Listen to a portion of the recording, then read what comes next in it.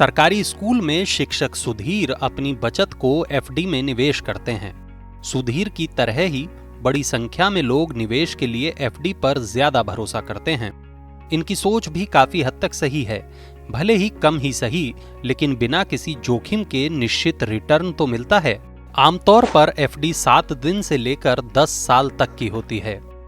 आयकर अधिनियम की धारा 80C के तहत 5 साल की एफडी में 1.5 लाख रुपए तक के निवेश पर कर कटौती का लाभ मिलता है। इसे टैक्स सेवर एफडी कहते हैं।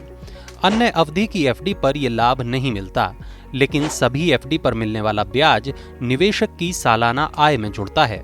इस पर स्लैब के अनुसार टैक्स का भुगतान करना होता है। सीए सर्वेश वाजपेयी कहते हैं कि एफडी से होने वाली ब्याज आय का एक हिस्सा टैक्स के रूप में सरकार को भी जाता है, लेकिन इससे जुड़े कई अन्य पहलू भी हैं। इसलिए एफडी कराने से पहले टैक्स के गणित को समझ लेना जरूरी है। अगर पत्नी हाउसवाइफ हैं और उनके नाम से एफडी कराई है, तो टैक्स के मोर्चे पर एफडी से होने वाली कमाई पति की आय में जुड़ेगी।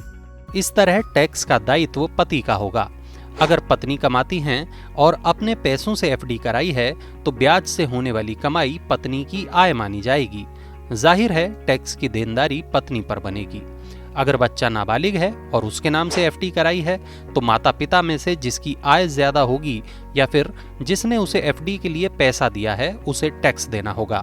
एफडी पर मिलने वाले ब्याज पर बैंक टीडीएस काटते हैं। कोई व्यक्ति कितने भी एफडी अकाउंट खोल सकता है और इस पर कोई पाबंदी नहीं है, लेकिन एक बैंक की सभी शाखाओं की एफडी पर मिलने वाले ब्याज को एक साथ जोड़ा जाता है। अगर कुल ब्याज आय 40,000 रुपए से अधिक है, तो उस पर टीडीएस काटा जाता है। वरिष्ठ नागरिकों के लिए एफडी से 50,000 रुपए तक की आय पर टैक्स नहीं लगता है। इससे ज्यादा की आय पर 10% की दर पर टीडीएस काटा जाता है।